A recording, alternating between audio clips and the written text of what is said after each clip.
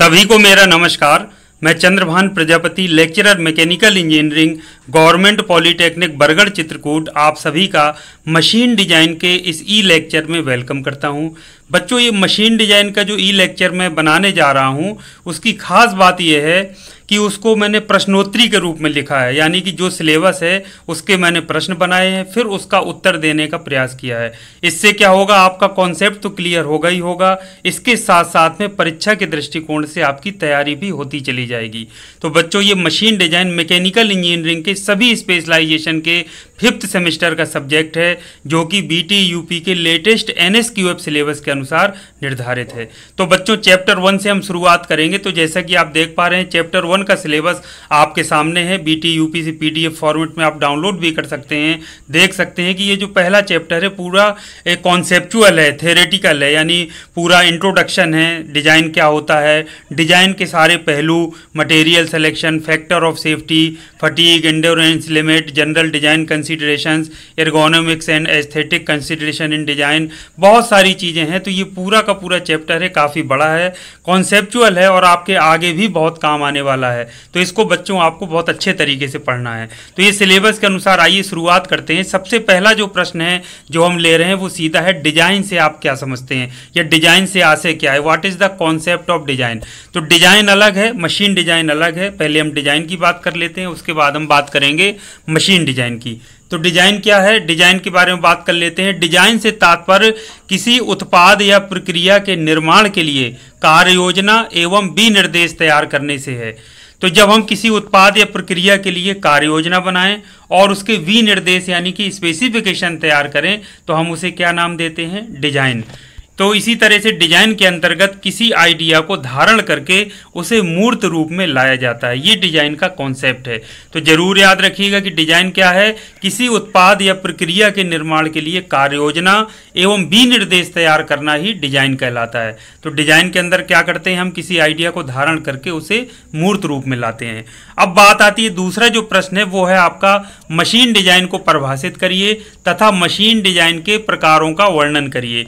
तो एक तो पहला प्रश्न ये बन सकता है, इसी तरीके से मशीन डिजाइन से आप क्या समझते हैं ये पूछ लें, या फिर पूछ लें मशीन डिजाइन का वर्गीकरण करिए। तो मशीन डिजाइन का प्रकार या मशीन डिजाइन का वर्गीकरण दोनों एक ही चीज है, आपको उसमें मैं बता देता हूं, कुछ भी आए आप लिख सकते हैं। तो मशीन डिजाइन को परिभाषित भी कर लेते हैं, या मशीन डिजाइन से जो हम समझ पा रहे हैं उसको हम समझ लेते हैं ताकि आप आसानी से उसको लिख सकें।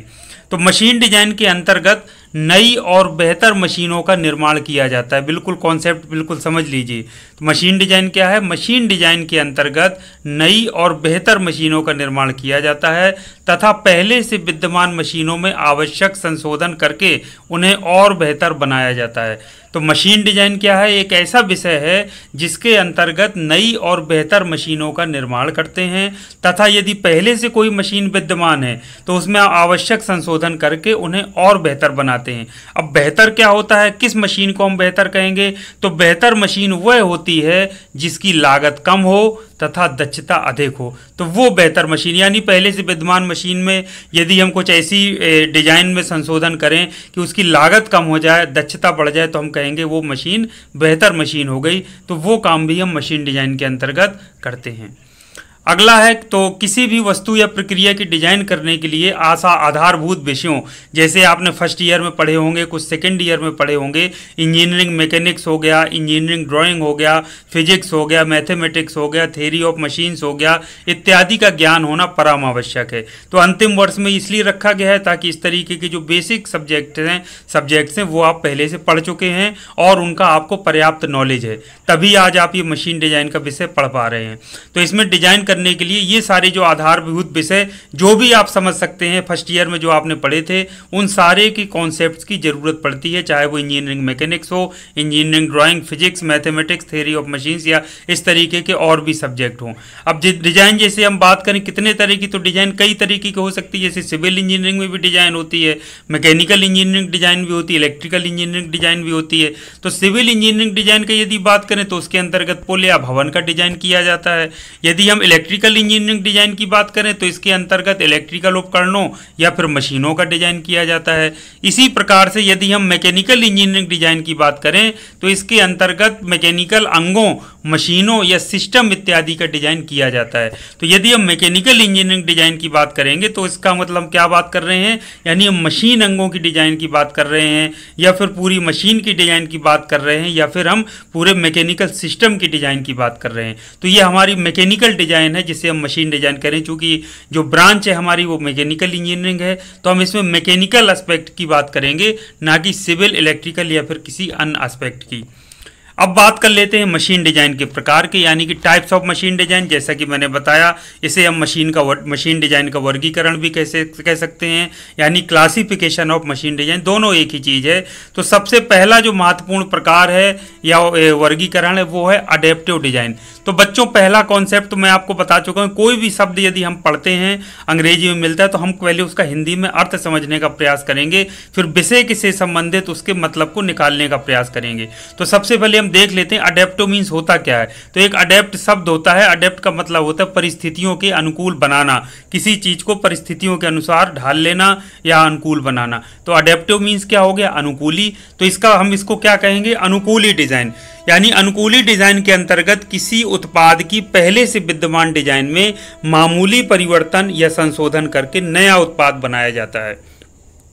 तो इस तरीके कोई भी सामान्य व्यक्ति इस तरीके की डिजाइन तैयार कर सकता है। तो अडेप्टेड डिजाइन समझ में आ गया कि परिस्थितियों के अनुकूल बनाना या अपने अनुसार उसको किसी चीज को मोल्ड कर लेना, ढाल लेना, ताकि हम उसका कुछ और अच्छा उपयोग कर सकें। तो इसे कहते हैं अडेप्टिव डिजाइन। तो कोई भी सामान्य व्यक्ति, जैसे मैं एक उदाहरण छोटा सा दूं, आपने ऑटो देखे होंगे तो ऑटो जो कंपनी से बन के आते हैं अलग होते हैं। तो ऑटो वाले क्या करते हैं, ज़्यादा सवारी बैठाने के चक्कर में जैसे इस तरीके से सीधे अगर वो सीट होती हैं तो उसको हटा करके लंबी लंबी 2 सीट आमने सामने लगा लेते हैं। आपने कभी नोटिस कीजिएगा, या कोई टेम्पो है उसमें इस तरीके के परिवर्तन कर लेते हैं। तो वो एक सामान्य व्यक्ति हैं, लेकिन उन्होंने अपनी परिस्थितियों के अनुकूल, क्योंकि वो चाहते हैं ज़्यादा सवारी बैठाएं, तो सीटों में वो क्या किया, उन्होंने परिवर्तन कर लिया। तो कोई भी जो सामान्य व्यक्ति है इस तरीके की डिजाइन तैयार कर सकता है, ये कहलाती है अडेप्टिव डिजाइन। अब दूसरी बात कर लेते हैं डेवलपमेंट डिजाइन। तो डेवलपमेंट का मतलब आपको पता है, डेवलप मतलब होता है विकसित करना, डेवलपमेंट मतलब विकास। तो ये पता चल रहा है कि कोई पहले से यदि डिजाइन है, बनी है, तो उसको और विकसित करके और थोड़ा अच्छा बना देना, वो कहलाएगी डेवलपमेंट डिजाइन। तो इसमें एक बात है कि नए पदार्थों एवं आधुनिक उत्पादन विधियों का प्रयोग करके पहले से विद्यमान डिजाइन में संशोधन करके एक विकसित डिजाइन तैयार की जाती है। तो विकसित डिजाइन तैयार करने के लिए जरूरी है कि आप नए पदार्थों का यूज करें। जैसे कोई पहले मटेरियल यूज होता था तो वो भारी था, तो आप ऐसा मटेरियल खोज लाइए जो हल्का हो और सस्ता हो, तो वो क्या होगी, उसकी विकसित डिजाइन बन जाएगी। या कोई आधुनिक उत्पादन विधियों का आप प्रयोग करिए और पहले से विद्यमान डिजाइन में संशोधन करके एक विकसित डिजाइन तैयार कर लीजिए, तो वो क्या कहलाएगी, डेवलपमेंट डिजाइन। तो डेवलपमेंट डिजाइन साधारण हर कोई व्यक्ति नहीं कर सकता है, इसके लिए वैज्ञानिक अध्ययन की एवं ट्रेनिंग की आवश्यकता होती है। तो जो वैज्ञानिक अध्ययन किए हुए व्यक्ति होते हैं या ट्रेनिंग किए हुए व्यक्ति होते हैं, जैसे इंजीनियर्स की बात करें तो प्रॉपर उनको पढ़ाया जाता है सारे चीज़, तो वो एक विकसित डिजाइन तैयार कर सकते हैं। तो डेवलपमेंट डिजाइन में क्या होता है, पहले से विद्यमान डिजाइन में संशोधन करके उसे एक विकसित डिजाइन बनाए में तैयार कर लिया जाता है। अब बात कर लेते हैं, तीसरा है न्यू डिजाइन। न्यू डिजाइन मतलब नाम से ही पता चल रहा है कि बिल्कुल नया डिजाइन, पहले से विद्यमान डिजाइन में संशोधन नहीं किया जाता है, बल्कि उसका कॉन्सेप्ट ही बिल्कुल अलग होता है। तो जैसा इसमें है, इसके अंतर्गत नए कॉन्सेप्ट पर आधारित एकदम नई डिजाइन तैयार की जाती है। ठीक है बच्चों, जैसे पुराने जमाने की जो टीवी थी जो आया करती थी, बड़ी सी पीछे से बड़ी रहती थी, CRT ट्यूब कहते थे। तो बच्चों को धीरे धीरे कुछ विकसित करके, हो सकता है CRT ट्यूब को थोड़ा और कम किया गया हो, उसके भारीपन को, लेकिन बाद में देखिए LED जो टीवी आपकी आ गई, LCD टीवी आ गई, तो वो क्या है, वो CRT ट्यूब को बिल्कुल अलग कर दिया, वो बिल्कुल नई डिजाइन, ये LED बिल्कुल न्यू टेक्नोलॉजी आ गई, तो वो बिल्कुल पुरानी डिजाइन से उसका कोई मतलब नहीं रहता है। तो इस तरीके का यदि कोई डिजाइन तैयार किया जाता है, चाहे वो किसी भी फील्ड में हो, आप विशेष तौर से हम मैकेनिकल डिजाइन की बात बात कर रहे हैं, तो न्यू डिजाइन वो होगी जो पुरानी टेक्नोलॉजी को बिल्कुल आउटडेटेड कर दे और बिल्कुल नए कॉन्सेप्ट पर आधारित हो। तो न्यू डिजाइन के लिए आप समझ सकते हैं कि भाई न्यू डिजाइन बिल्कुल करना है तो साधारण सिंपल इतना आसान बात तो नहीं है। तो न्यू डिजाइन के लिए बहुत अधिक रिसर्च वर्क, तकनीकी दक्षता एवं क्रिएटिव थिंकिंग की आवश्यकता होती है। बड़े बड़े यूनिवर्सिटीज़ में, बड़ी टॉप की जो यूनिवर्सिटीज़ होती हैं वहाँ पर रिसर्च वर्क चलते हैं ताकि कोई न्यू डिज़ाइन तैयार किया जा सके, कि कोई न्यू कॉन्सेप्ट तैयार किया जा सके। बहुत बड़े बड़े इसमें पेपर्स लिखे जाते हैं, रिसर्च वर्क किया जाता है, तब जा कर के कहीं एक न्यू डिज़ाइन निकल करके आती है। तो ये सबके बस का नहीं होता है, तो इसमें रिसर्च वर्क, तकनीकी दक्षता और क्रिएटिव थिंकिंग की आवश्यकता पड़ती है।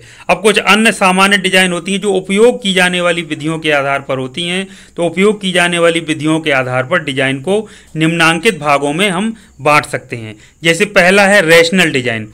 तो ये देखिए रैशनल डिजाइन क्या होता है, तो रैशनल का मतलब समझ लेते हैं। रैशनल का मतलब होता है तर्क संगत। तो इस तरीके की जो डिजाइन होती है रैशनल डिजाइन, वो मैकेनिक्स के सिद्धांतों पर आधारित गणितीय सूत्रों पर निर्भर करती है। तो मैकेनिक्स के जो सिद्धांत हैं वो उन पर लागू होते हैं, और जो गणितीय सूत्र विशेष तौर से फार्मूला रख करके जैसे हम वैल्यू निकालते हैं, तो इस तरीके की जो डिजाइन होती है उसको हम कहते हैं रैशनल डिजाइन।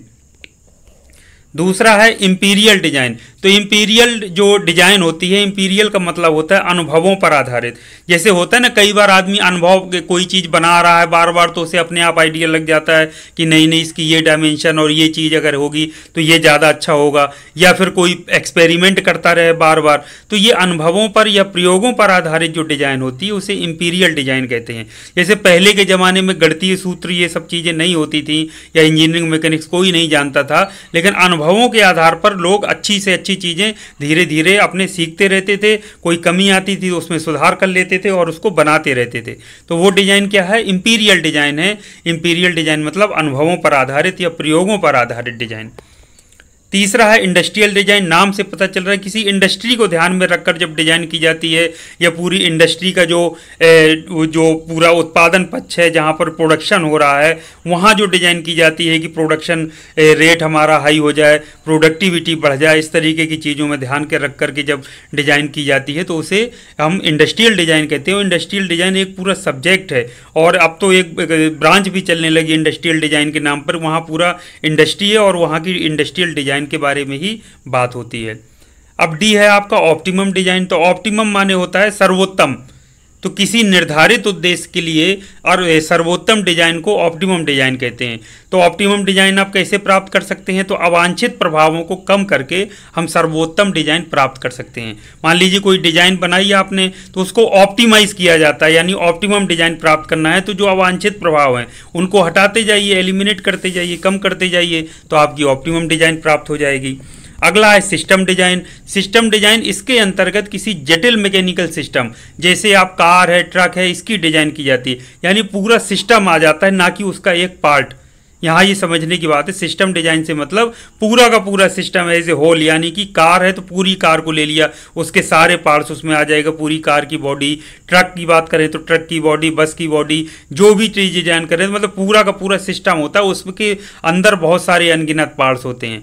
तो किसी भी जटिल मैकेनिकल सिस्टम जैसे कार, ट्रक इत्यादि की डिजाइन यदि हम करते हैं तो उसको हम बोलेंगे सिस्टम डिजाइन। अब है एलिमेंट डिजाइन। एलिमेंट मतलब होता है पार्ट्स, अंग। तो इसके अंतर्गत मशीन अंगों, जैसे मशीन के बहुत सारे अंग होते हैं, जैसे पिस्टन हो गया, क्रैंक शाफ्ट, कनेक्टिंग रॉड इत्यादि की डिजाइन की जाती है। तो ये एक्चुअल में जैसे हम जो बात कर रहे हैं, जो हम मशीन डिजाइन पढ़ रहे हैं, वो एलिमेंट डिजाइन है, यानी डिजाइन ऑफ मैकेनिकल एलिमेंट्स, यानी मैकेनिकल की जो एलिमेंट्स हैं उनकी डिजाइन की बात कर रहे हैं हम। अलग अलग इसी तरह के मैकेनिकल कंपोनेंट्स या मशीनी अंग लेंगे और उनकी डिजाइन की बात करेंगे। तो ये मशीनी अंग की जब हम डिजाइन की बात करते हैं इस तरीके से, तो उसको हम बोलते हैं एलिमेंट डिजाइन या डिजाइन ऑफ मैकेनिकल एलिमेंट्स। इस तरीके से सब्जेक्ट का नाम भी बीटेक वगैरह में इस तरीके से चलता है। अगला है आपका कंप्यूटर एडेड डिजाइन। जैसा कि नाम से पता चल रहा है, कंप्यूटर की सहायता से की गई डिजाइन, यानी डिजाइन प्रक्रिया में जब कंप्यूटर का प्रयोग किया जाता है, कंप्यूटर सॉफ्टवेयर का यूज़ किया जाता है, तो उसे हम कंप्यूटर एडेड डिजाइन यानी कि कैड के नाम से जानते हैं, जो कि एक विषय भी है, आपने सेकेंड ईयर में उसको पढ़ा होगा। तो इस तरीके से बच्चों ये डिजाइन के प्रकार थे, या हम कहें डिजाइन का वर्गीकरण हम कर रहे थे। अब तीसरा जो बड़ा महत्वपूर्ण प्रश्न है वो है मशीन डिजाइन संबंधी सामान्य विचारों का वर्णन करिए। यानी मशीन डिजाइन की हम जब भी बात करें तो वो कौन कौन से विचार हैं सामान्य रूप से जो हमारे सामने आते हैं या आने चाहिए। या दूसरा, हम इसको दूसरे तरीके से भी कह सकते हैं कि मशीन डिजाइन में सामान्य ध्यान देने योग्य बातें क्या क्या हैं, कौन कौन से वो पॉइंट्स हैं जो मशीन डिजाइन में सामान्यतः ध्यान दिया जाता है या माइंड में आता है कि हाँ भाई हमको मशीन डिजाइन यदि हम कर रहे हैं तो हमको इन बिंदुओं पर ध्यान रखना है या विशेष फोकस करना है। समझ गए बच्चों आप। तो ये प्रश्न एक और है प्रश्न उसमें और इसमें बड़ा कन्फ्यूजन रहता है, तो इसको बड़ा ध्यानपूर्वक समझ लीजिए। ये मशीन डिजाइन संबंधी सामान्य विचारों की बात करें, यानी ऐसे बिंदु या टॉपिक्स जो मशीन डिजाइन करते समय हमारे माइंड में आने चाहिए या सामान्य ध्यान देने योग्य बातें हैं जो हमें ध्यान रखनी चाहिए। इसको हम कहते हैं general considerations in machine design. तो प्रश्न अंग्रेजी में ये हो सकता है, what are the general considerations in machine design. तो मशीन डिजाइन करते समय निम्नांकित सामान्य बातों पर विचार किया जाता है। तो ये कुछ ऐसे सामान्य विचार हैं जो हेडिंग के रूप में हमने लिखे हैं और उन पर विचार किया ही जाता है सामान्य तौर पर, वो माइंड में आते ही आते हैं जब विशेष तौर से जब मैकेनिकल डिजाइन की हम बात कर रहे हों।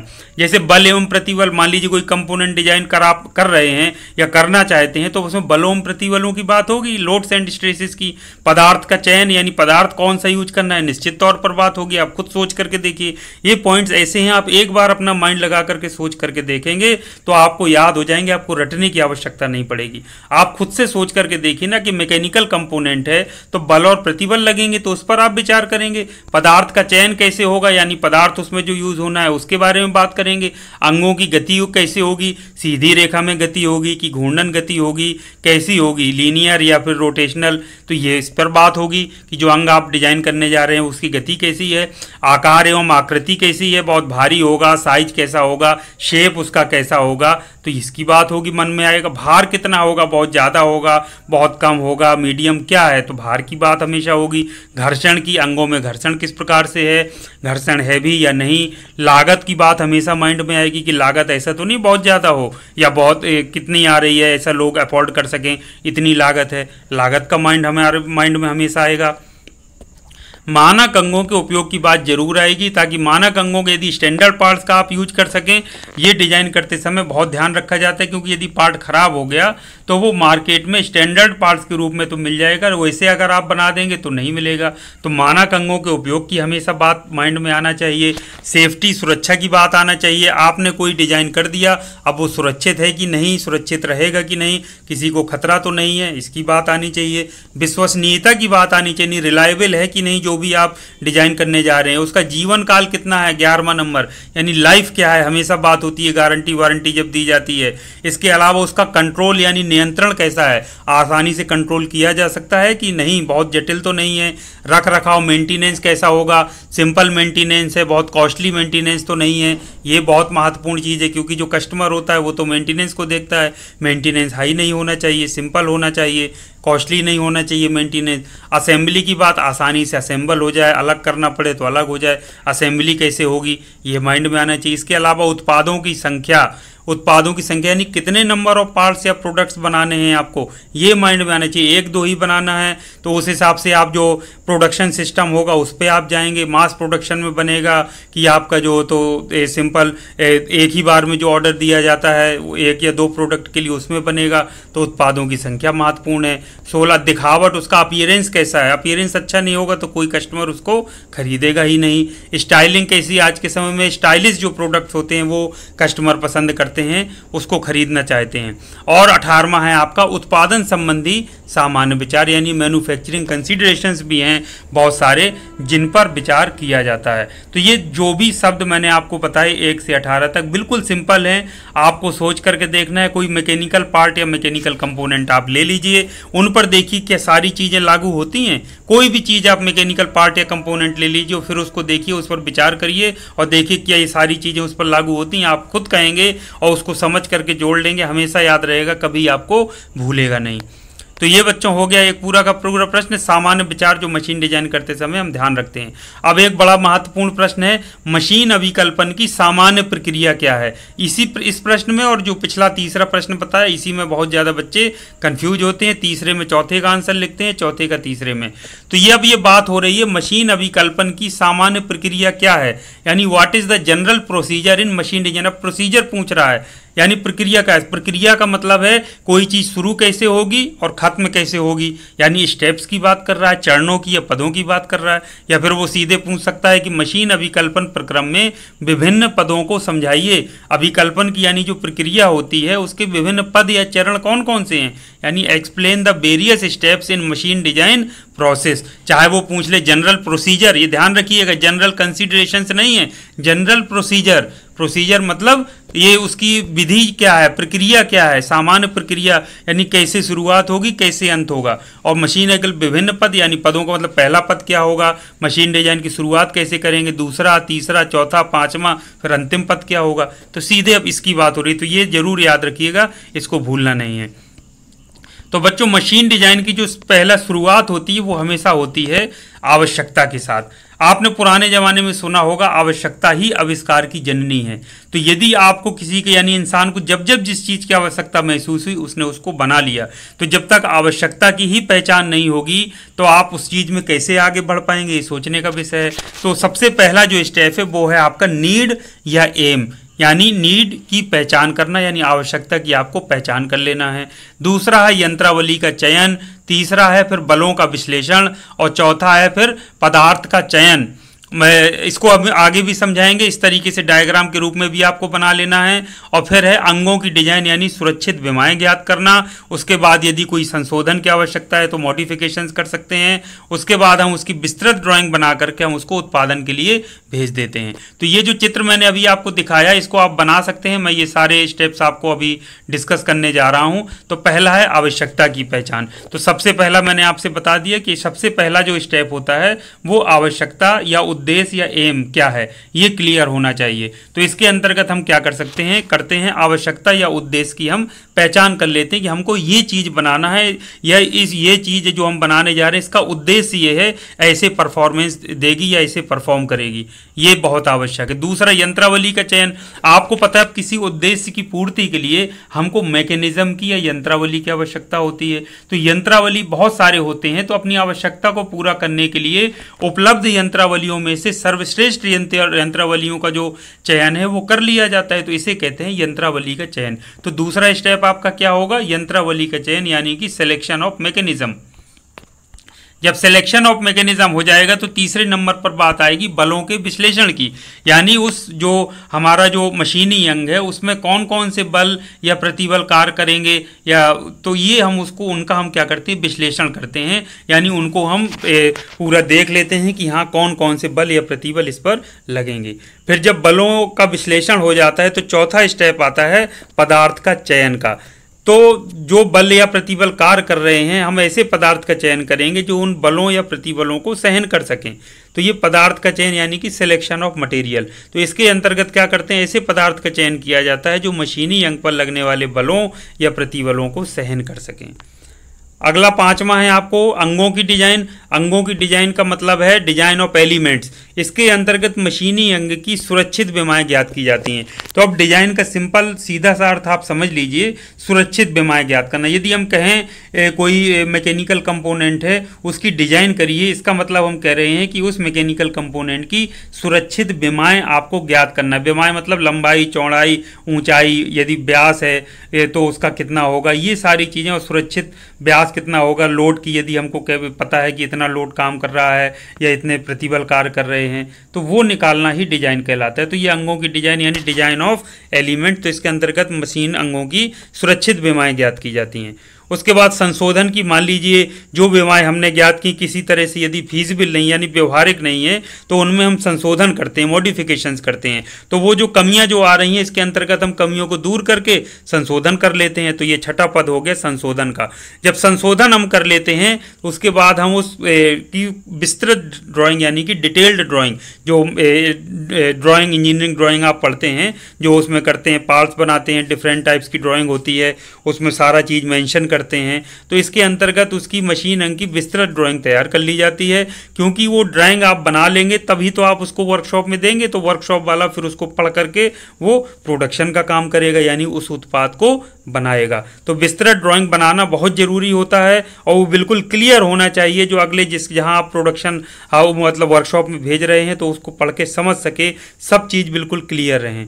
तो ये विस्तृत ड्राइंग तैयार करने के बाद उसको हम कहाँ भेज देते हैं, उत्पादन के लिए वर्कशॉप में भेज देते हैं। यानी इसके अंतर्गत मशीनी अंग का निर्माण या उत्पादन कार्य किया जाता है, उत्पादन हम कर लेते हैं। तो इस तरीके से उत्पादन का आपने देखा, लास्ट स्टेप है उत्पादन। शुरुआत आपकी कहाँ से हुई थी, शुरुआत हुई थी हमारी आवश्यकता की पहचान के साथ, यानी आवश्यकता या उद्देश्य के साथ, और ख़त्म कहाँ हुआ, उत्पादन के साथ, यानी उस वस्तु का हमने उत्पादन के लिए भेज दिया, उसका निर्माण हमने कर लिया। तो इस तरीके से बच्चों ये पूरा आज के लिए मैं समझता हूँ इतना काफ़ी है। जो बाकी प्रश्न बचे हैं मैं कोशिश करूंगा कि दूसरे वीडियो में मैं वो सारे प्रश्न और उनके उत्तर आपसे डिस्कस कर लूं। तो हमारा प्रयास ये है कि एक चैप्टर के लिए हम कम से कम 2 वीडियो जरूर बनाएं, क्योंकि एक वीडियो में यदि पूरा चैप्टर बनाने का मैं प्रयास करूंगा तो वो भी काफ़ी लंबा हो जाएगा। तो वो बच्चे हो सकता है कि आपको पढ़ने में मज़ा ना आए, इतना समय आप एक साथ ना दे पाएँ। तो बेहतर है कि एक कम से कम चैप्टर के लिए हम 2-2 वीडियो बनाएं, आधे घंटे या के लगभग। तो वो उससे हम आपको पढ़ने में भी अच्छा लगेगा, कॉन्सेप्ट भी क्लियर होंगे और आप लगातार सीखते भी चलेंगे। तो नेक्स्ट वीडियो में फिर आपसे मिलेंगे। इसी जो चैप्टर है उसको जो जो टॉपिक्स बचे हैं उन सभी टॉपिक्स को हम जल्दी से उसको प्रश्न और उत्तर के रूप में फिर से देखेंगे। उम्मीद करता हूँ वीडियो आपको पसंद आया होगा।